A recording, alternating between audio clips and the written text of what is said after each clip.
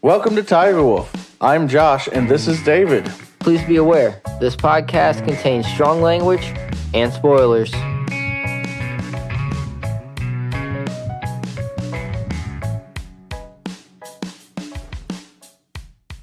Hello, and welcome back to Fauna Fights. Part 3! Today expecting that. we're just going to be expanding on some of the thoughts that we previously had.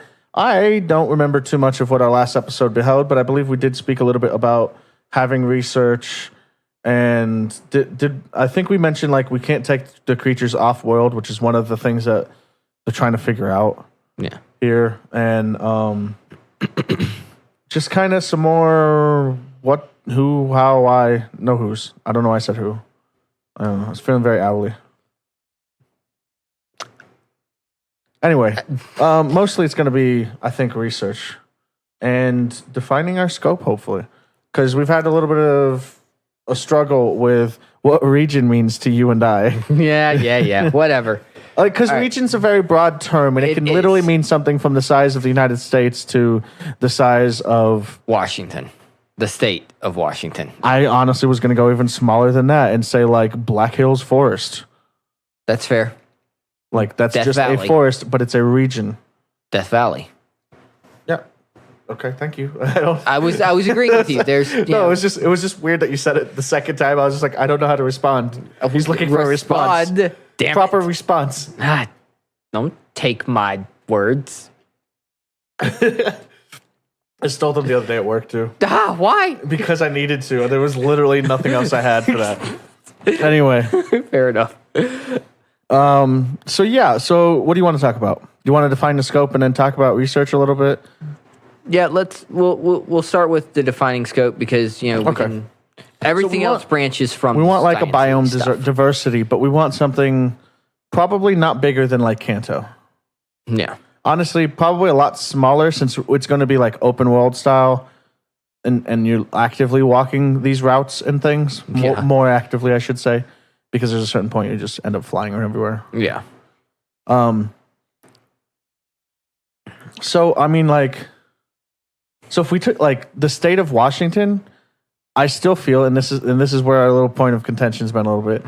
I still feel like that's much too large, because if you look at it like this, okay, Fallout 76 is based in an area of West Virginia. Yes. Okay, thank you. I couldn't remember if it was Virginia or West Virginia. It's an area of West Virginia. Area of West Virginia, and is the largest open world thing pretty much ever, except for maybe some MMOs, because inherently they're going to be huge. Yeah, they're inherently huge, but they're literally supposed to encapsulate continents. Yeah, but the difference between it and say Fallout is more than likely there's not going to be any loading time between, walking out of the vault and the next. Right, so it loads by cells ahead of you, basically. Yeah. Whereas in like 14, you've got loading bars. You've got subregions in your big regions that are probably in even bigger regions. Yeah, there's Eorzea, and then there's Thanalan, which is the desert area, and then inside Thanalan, there's Northern Thanalan, Southern Thanalan, Central Thanalan, Eastern Thanalan. Just take me back to Ivalice. Every Final Fantasy I've liked has been in Ivalice. And well, yes, technically I've been there because it's technically in 14. Anyway. So like I think like smaller than a state. Now don't get me wrong, that doesn't mean we can't have the biodiversity. Like there's a section of Washington you could take that will have a volcano, probably the ocean, and one of the biggest forests you could probably get in a game, as well as mountains and maybe even some flatlands. Like if you condense certain areas together of Washington, you have fucking everything. I mean, it's if you take the area between where we live and Lake Tahoe, you have everything. Maybe it wouldn't be a bad idea. There's an active volcano here, Mount Rose. Oh yeah, yeah. But that's what I'm. So that's. I mean, yeah. That's a good point. Good. Thank you. I don't think there's a swamp around here, but like this gets to my point. Actually, this gets to my point. Like we don't have to have everything. You know what I mean? Like we can leave something to possibly add in future areas whether we add it onto the game as like DLC, or if we just make a second game, or if we decide to just do a completely different area instead of this, whatever we decide. But I think there's a few areas that we should have. Like, we should have a forest. A forest. We should have water, whether it be a big lake, a river, or it'd have to be a river. Like, ocean. if I'd have to, in order for me to say okay to just a river, it would have to be like the Mississippi, the Colorado, like something that you can't see clearly across very well. the Mississippi, the Colorado, something major, a large river. Doesn't the Colorado River go into the Truckee? Something connect to it? Oh, I'm way off. Yeah, Colorado makes the Grand Canyon. Oh yeah. Hi guys, I'm actually from America. I'm not. Yes, you are. And in its own joke, damn it. And in its own way, I think, given our diversity of places we've lived, we have a pretty good idea of what those biomes can be. Yeah. Like, because I've lived in pretty much every corner of the U.S. at this point. Yeah. I went from northeast to southeast to northwest to here. It's kind of it's not Midwest, because Midwest is the middle states. Yeah, it's between. This is leaning southwest of. It's like northern southwest. Yeah, it's north, southwest, east coast. Wait, that's a song, isn't it? No, you're thinking of northwest by southwest or something like that, which is like a convention thing, I think. No, I think there's a song that has the lyrics, the words you just said as lyrics North in it. by northwest? No, it's south by southwest. Is that what it is? Yes, it's in Texas. Houston. That makes sense. I believe. That actually makes a lot of sense. I believe it's Houston or Dallas. Pretty sure it's Houston, though. Anyway. Yes. Back on topic. So what do you want to have in there? That's defining our scope. We don't need something. I think fire is too important to not have something there for that. Now, there's two ways to do that. Is this where I make a joke where it's because you love fire creatures in these other games that were... I love a few, and it's honestly got nothing to do with the fact that they're fire creatures. Okay. I honestly, I'll be open about this. Charmander's my favorite. Charizard's my second favorite. And Growlithe / Arcanine's probably right under there. And it's not because they're fire types. It's because... Cute lizard should be a dragon. And is a dragon if you've got the right one. X? Anyway. Yes. And that's why I got Pokemon X. Okay, fair. And giant kitty dog. Big kitty dog that evolves into giant kitty dog. Growlithe is not big. Not really. He's like... Growlithe? Growlithe like can 3 be... feet. I think Growlithe can be like 4 feet tall. He's like 3 foot at the top of his head. He's like a normal-sized dog. Arcanine, however, yes. 7 foot tall. 7 foot from ground to top of head. 8 foot from snout to where the tail starts. Yep, and is basically what you get when the universe screws up and installs dog software on a cat. Which sounds amazing. It's a fox. Well, it's not, because that's Ninetales, also fire. Or Furkin. Huh? Furkin, one of the later starters. It's a firefox. Fennec? Yeah, Fennec, there we go. Like the fox Fennec? Yeah. Okay. Just making sure. I was like, what the fuck did you just say to me? I know the starters. Out of that, actually, and that kind of proves my point. Out of that group, I love the Frog Ninja. That's fair. Because he's a fucking ninja. And also, Greninja is a cool name. I just think his tongue scarf's cool. It is. It fucking is. Anyway.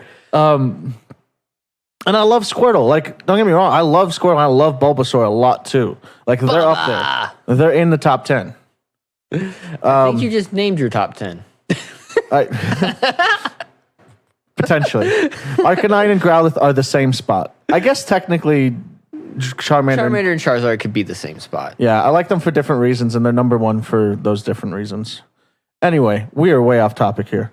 And yes and no. Back to what we were discussing. Right. So I feel like fire is important just because it's an inherent part of like usually Existence. Well, not just existence, but what you would find in these types of games and any type of game. Yeah. Fire magic is a staple. Yes, that's the word. Thank you. Fire is a staple in anything. Tomb Raider. Well, let's just not talk about Tomb Raider. I'm just saying, Tomb Raider. I can think of reasons fire's in that game, aside from it being a survival game. Survival realism. Well, but there's two ways that immediately come to mind that we can do fire. Two. Because I mean, you could use desert or volcanic. And desert actually gives you a duality because at night it gets really fucking cold. Yeah. Yes, which honestly, I was thinking volcano, but it's so fucking done. Let's do desert. Desert or a mountain. Because, I mean, the mountains out here. Are we going to have survival elements in this at all?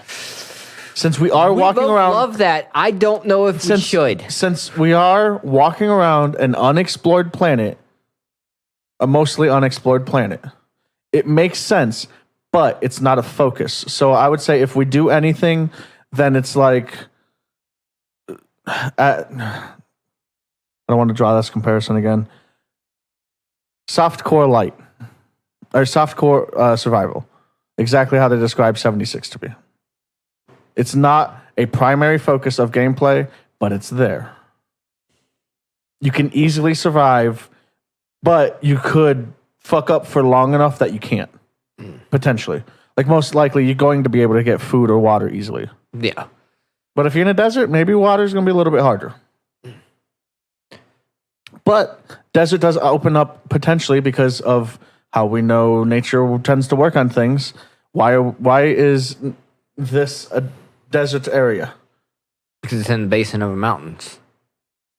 I was just going more towards the mountains block the rain moisture. And the moisture a lot. Yeah. Not all, but a lot. Yeah. When it rains, it rains. So we have mountains. I think that we can use the mountains as an outside edge.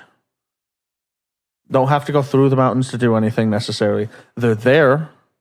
So like maybe you can do some traversing in there. Maybe there's some stuff going on. Mountains, it can be a huge area alone. Yeah.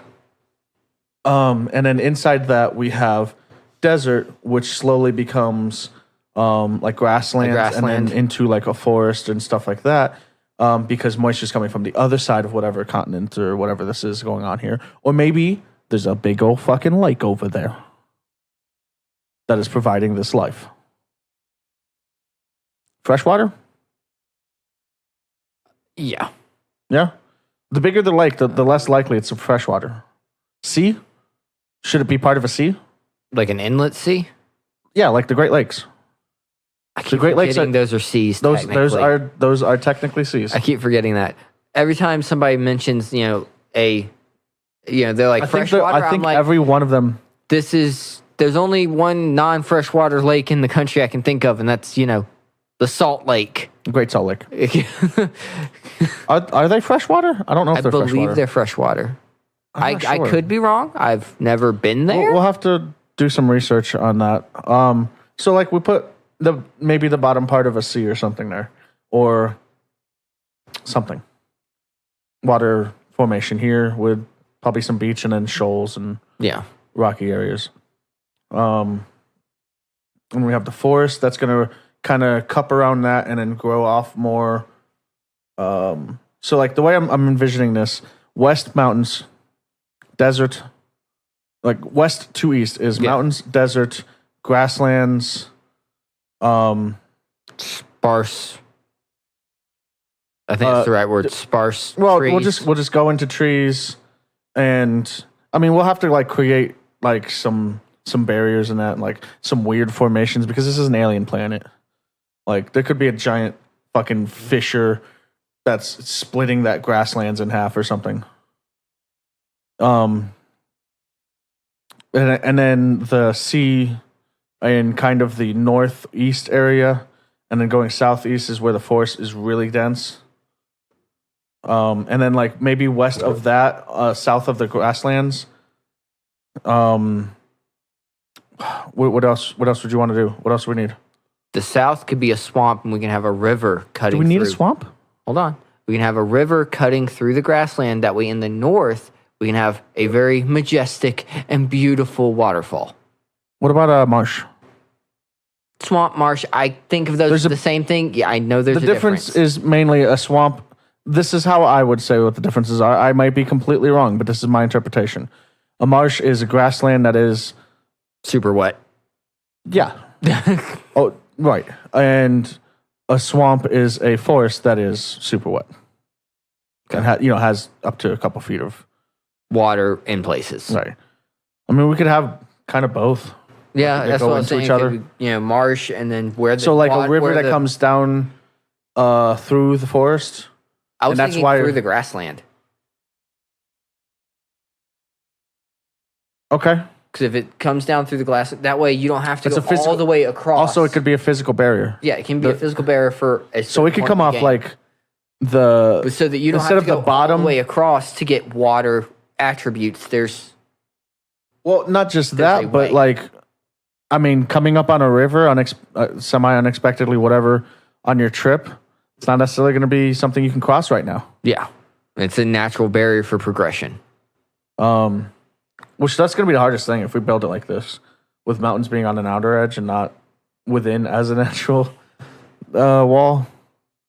But there's also there's by nature, there could just be like a huge fucking cliff that waterfall comes down to get to the grassland. Mm-hmm. And that's another one that's like, it sections it off into not thirds. Yeah, I like where this is going. We'll have to draw up a map of it. Yeah. But I think, do you have any other ideas for what you want to do with that? I can't really think of any other. Because we can densify these and add more and like flip flop the diversity. Like we can go. I mean, there could be there could be trees, like forest, like area on the edge of like the mountains. Like the mountains themselves, and like have the north trees. of the mountains. Yeah, and like the desert south of those. Yeah. What I was gonna say was like from the desert. What I was gonna say was from the desert, you could have like grasslands and then like a forest around like where the river is, and then have more grasslands, and then the dense forest south of the lake that also includes like the cliff face. Yeah, like I was saying, the dense forest can be the southeastern corner, but I mean, if you turn and look at the mountains, looking towards Tahoe, it's and forested, honestly, but not actually the redwoods forested. The way we've described this, it makes me feel even more comfortable with the fact of adding a light survivalism to it, because that's going to kind of make you feel less like going way out there to begin with. Yeah. Especially if, like, where we're going to start this? Northeast in the cusp of the mountains? Northwest? Yeah, that's what I meant. Sorry. I feel comfortable with the Northwest. Okay, so we'll start in Seattle, then we'll go down to Reno, and then we can cut across to Tahoe, and then... No. That's a C. I was being... We'll cut across to the Midwest where we have the Great Lakes and Chicago. We just basically accidentally made a smaller United States. Yeah, that's literally what I was saying initially. Like we can have like unreachable a volcano in the mountain range. In the distance. Like you can see it above the other mountains, and it's just kind of there. Well, it's there, and you can kind of see some smoke coming from it, but it doesn't really look like it's going to blow. I don't know. Mount Rainier does not look like it's a volcano. Mm. It's just covered in snow. Neither does Rose. So, and then that could be like where the next section happens on the other side of the mountains or something. Yeah, something like that. All right, I like that. We have got 10 minutes left. So we were pretty sure this wasn't going to fit comfortably into a 30-minute one.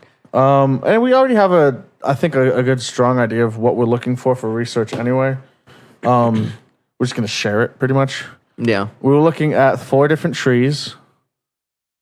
You got industry, rearing, biogeology, and training. Yeah, and so basically these are the science trees that you can develop at like your outpost or your outposts, Yeah. depending on how we do that. This is actually legitimately the core in this This game. is the core of the gameplay. You're trying to learn things about these creatures. Essentially, like what we're looking at basically is there's a few ways that you and the end goal is basically to in ways run off another company from this region. Yeah.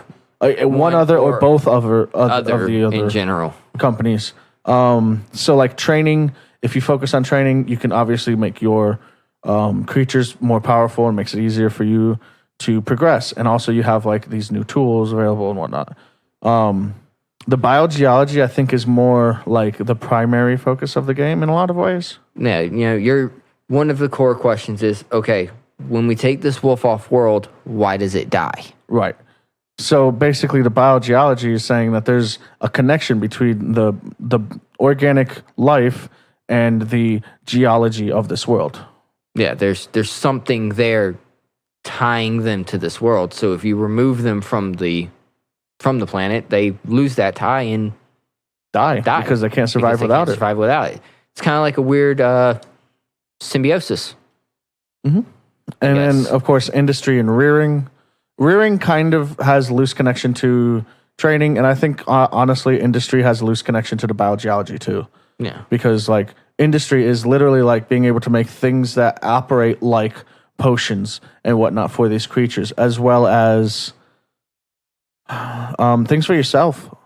Yeah. Like, better canteen, better... store like backpack storage or something like that. A better backpack.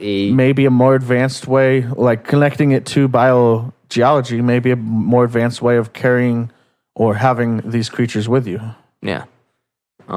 Perhaps even in some aspects of the world, maybe. Hopefully, we're not overpromising things right now. Maybe you would run into harsher climate type of thing. Maybe not in this game, but snow. Later, you could run into a harsher climate and need appropriate gear to deal with that. So, in other words, like create it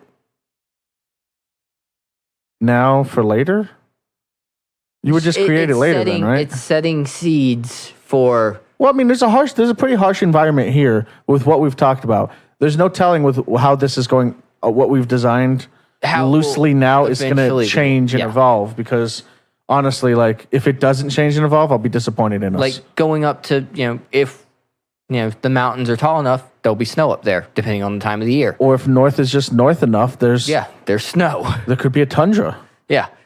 Or, perhaps there could be an issue with like the marsh or the swamp that's toxic.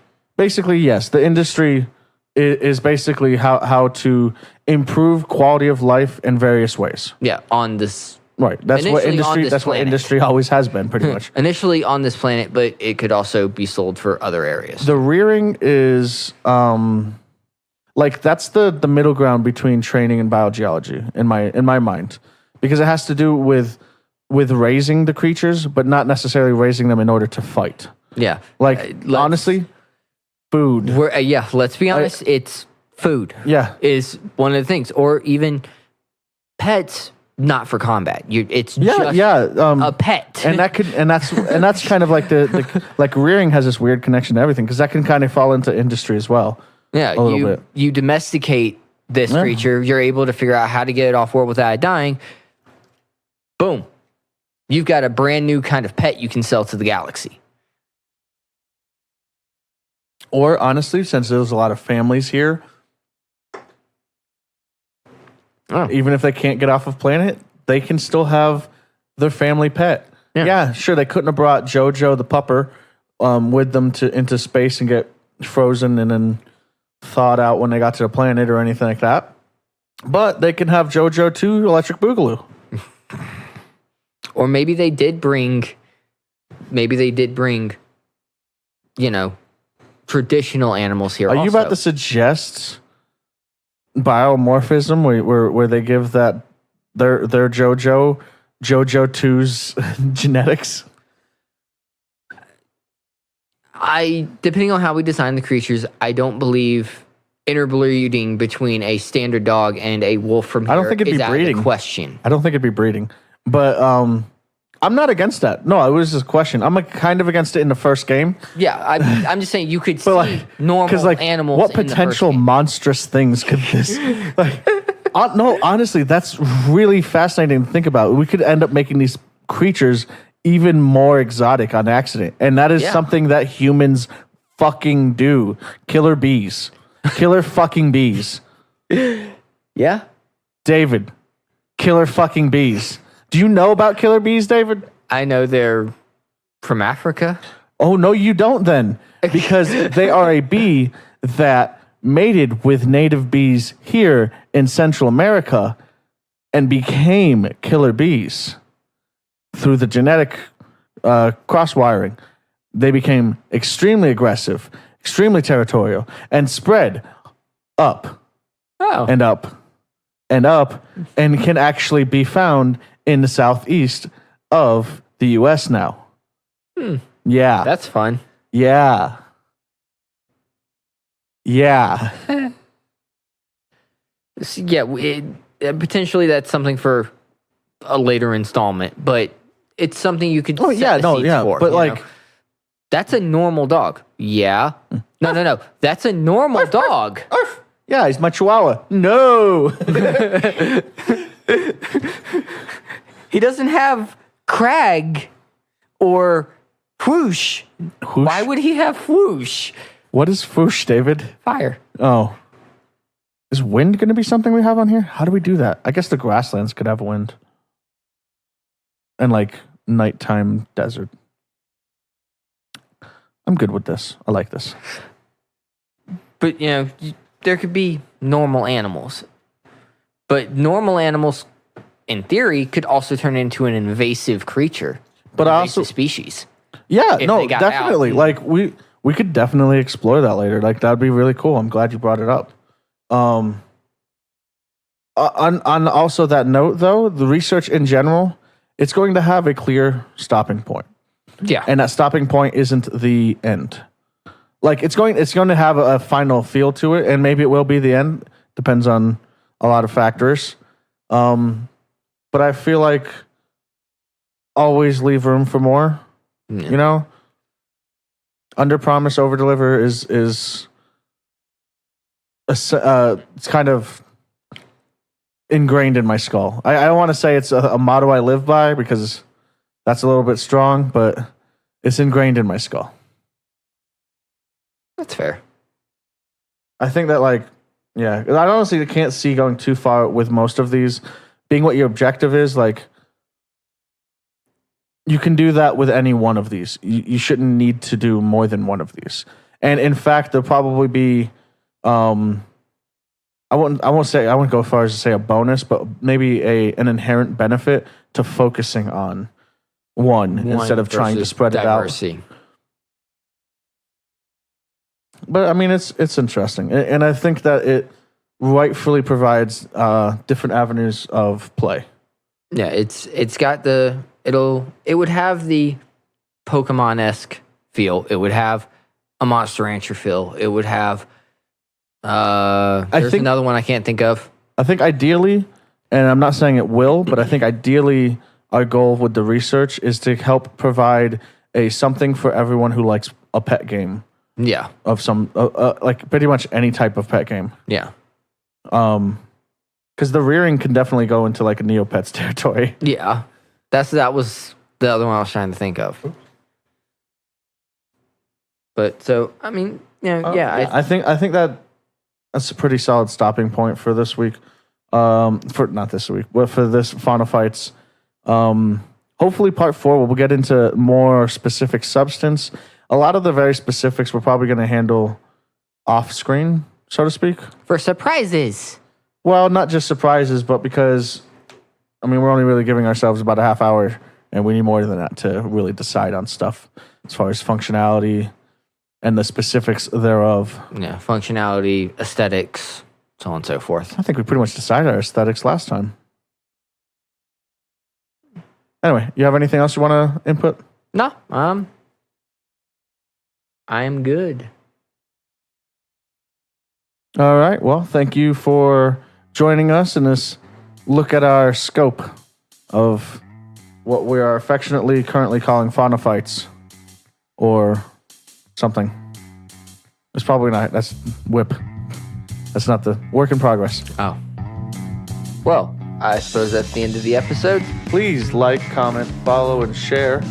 And also, more importantly, thank you for listening. Take care. Bye.